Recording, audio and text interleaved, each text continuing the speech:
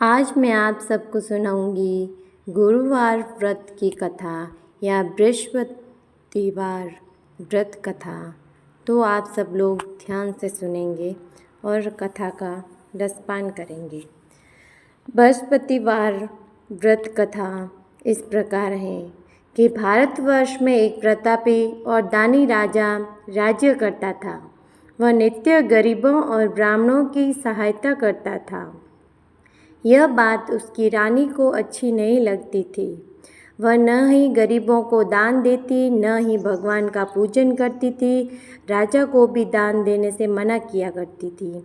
एक दिन राजा शिकार खेलने वन को गए हुए थे, तो रानी महल में अकेली थी।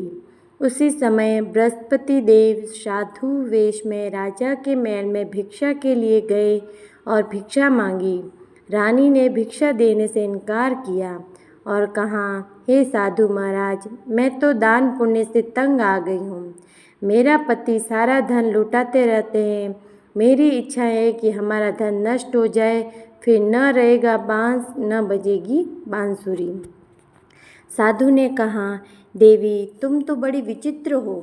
धन संतान तो सभी चाहते हैं, पुत्र और लक्ष्मी तो पापी के घर भी होने चाहिए।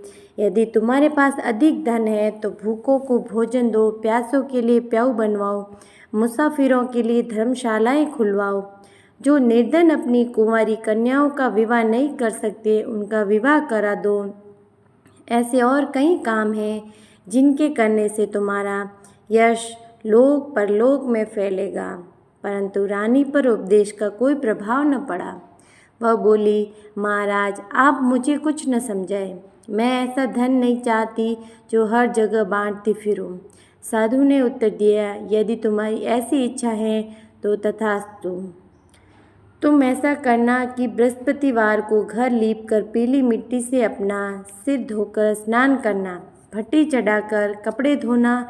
ऐसे करने से आपका सारा धन नष्ट हो जाएगा। इतना कहकर वह साधु महाराज वहाँ से आलोप हो गए। साधु के अनुसार कई बातों को पूरा करते हुए रानी को केवल 3 बृहस्पतिवार ही बीते थे कि उसकी समस्त धन संपत्ति नष्ट हो गई। भोजन के लिए राजा का परिवार तरसने लगा। तब एक दिन राजा ने रानी से बोला, हे रानी, तुम यहीं रहो, मैं दूसरे देश को जाता हूँ, क्योंकि यहाँ पर सभी लोग मुझे जानते हैं, इसलिए मैं कोई छोटा कार्य नहीं कर सकता। ऐसा कहकर राजा परदेश चला गया। वहाँ वह जंगल से लकड़ी काट कर लाता और शहर में बेचता। इस तरह वह अपना जीवन व्यतीत करने लगा। इधर राजा के परदेश जाते ही रानी और दासी दुखी रहने लगी। एक बार जब रानी और दासी को 7 दिन तक बिना भोजन के रहना पड़ा, तो रानी ने अपनी दासी से कहा, हे दासी, पास ही के नगर में मेरी बहन रहती है, वह बड़ी धनवान है, तू उसके पास जा और कुछ ले आ, ताकि थोड़ी बहुत गुजर बसर हो जाए। दासी रानी की बहन के पास गई। उस दिन गुरुवार था और रानी की बहन उस समय बृहस्पतिवार की कथा सुन रही थी। दासी ने रानी की बहन को अपनी रानी का संदेश दिया, लेकिन रानी की बड़ी बहन ने कोई उत्तर नहीं दिया। जब दासी को रानी की बहन से कोई उत्तर नहीं मिला तो वो बहुत दुखी हुई और उसे क्रोध भी आया। दासी ने वापस आकर रानी को सारी बात बता दी। सुनकर रानी ने अपने भाग्य को कोसा। उधर रानी की बहन ने सोचा, मेरी बहन की दासी आई थी, परंतु मैं उससे बोली नहीं, इससे वह बहुत दुखी हुई होगी। कथा सुनकर पूजन समाप्त कर वह अपनी बहन के घर आई और कहने लगी, हे बहन, मैं बृहस्पति का व्रत कर रही थी। तुम्हारी दासी मेरे घर आई थी, परंतु जब तक कथा होती है तब तक न उठते हैं न बोलते हैं, इसलिए मैं नहीं बोली। कहो दासी, क्यों गई थी मेरे घर पे? रानी बोली, बहन, तुमसे क्या छिपाऊं, हमारे घर में खाने तक को अनाज नहीं था। ऐसा कहते कहते रानी की आंखें भर आई। उसने दासी समेत पिछले 7 दिनों से भूखे रहने तक ये बात अपनी बहन को विस्तार पूर्वक सुना दी। रानी की बहन बोली, देखो बहन, भगवान बृहस्पति देव सबकी मनोकामना को पूर्ण करते हैं। देखो, शायद तुम्हारे घर में अनाज रखा हो।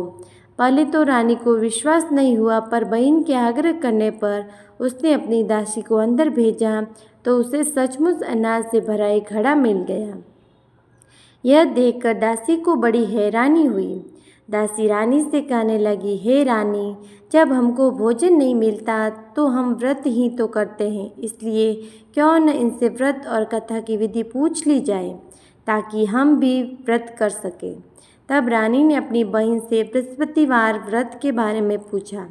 उसकी बहन ने बताया, बृहस्पतिवार के व्रत में चने की दाल और मुनक्का से विष्णु भगवान का केले की जड़ में पूजन करें तथा दीपक जलाएं, व्रत कथा सुने और पीला भोजन ही करें, इससे बृहस्पति देव प्रसन्न होते हैं। व्रत और पूजन विधि बताकर रानी की बहन अपने घर को लौट आई। 7 दिन के बाद जब गुरुवार आया तो रानी और दासी ने व्रत रखा। गुड़साल में जाकर चना और गुड़ लेकर आई। फिर उससे केले की जड़ तथा विष्णु भगवान का पूजन किया। अब पीला भोजन कहाँ से आए, इस बात को लेकर दोनों बहुत दुखी थे। चूँकि उन्होंने व्रत रखा था, इसलिए बृहस्पति देव उनसे प्रसन्न थे। इसलिए वे एक साधारण व्यक्ति का रूप धारण कर 2 थालों में सुंदर पीला भोजन दासी को दे गए। भोजन पाकर दासी प्रसन्न हुई और फिर रानी के साथ मिलकर भोजन ग्रहण किया। उसके बाद वे सभी गुरुवार को व्रत और पूजन करने लगे। बृहस्पति भगवान की कृपा से उनके पास फिर से धन संपत्ति आ गई, परंतु रानी फिर से पहले की तरह आलस्य करने लगी। तब दासी बोली, देखो रानी, तुम पहले भी इस प्रकार आलस्य करती थी, तुम्हें धन देने में कष्ट होता था, इस कारण सभी धन नष्ट हो गया। अब जब भगवान बृहस्पति की कृपा से धन मिला है तो तुम्हें फिर से आलस्य होता है। रानी को समझाते हुए दासी कहती है कि बड़ी मुसीबतों के बाद हमने धन पाया है, इसलिए हमें दान पुण्य करना चाहिए, भूखे मनुष्यों को भोजन कराना चाहिए और धन को शुभ कार्यों में खर्च करना चाहिए, जिससे तुम्हारे कुल का यश बढ़ेगा, स्वर्ग की प्राप्ति होगी, पितृ प्रसन्न होंगे। दासी की बात मानकर रानी अपना धन शुभ कार्यों में खर्च करने लगी, जिससे पूरे नगर में उसका यश फैलने लगा। बृहस्पतिवार व्रत कथा के बाद श्रद्धा के साथ आरती की जानी चाहिए। इसके बाद प्रसाद बांट कर उसे ग्रहण करना चाहिए।